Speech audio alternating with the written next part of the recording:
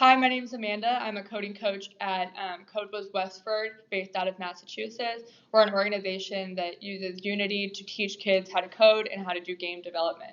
I would give it 5 out of 5 stars. Prior to using Unity, we used a couple of other gaming development platforms such as Roblox Studio and Minecraft Creator. And those are great products, but we didn't get the same physics, ability to do light wave transfer tracing, and other more advanced features that Unity offers. We chose to switch to Unity because of those more advanced features and the way that the kids could create games that looked like video games, that looked like actual marketable things.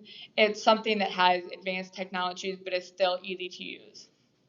Unity has a beginner course when you first download the software that taught us and my coworkers how to use the app, and then we were able to seamlessly transition to teaching our kids that.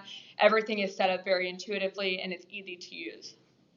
I would say use Unity because they have prime and advanced game development softwares while avoiding some of the intricacies of higher level computer languages as well. It's easy to use, it's easy to learn, and it's very simple to create amazing looking projects.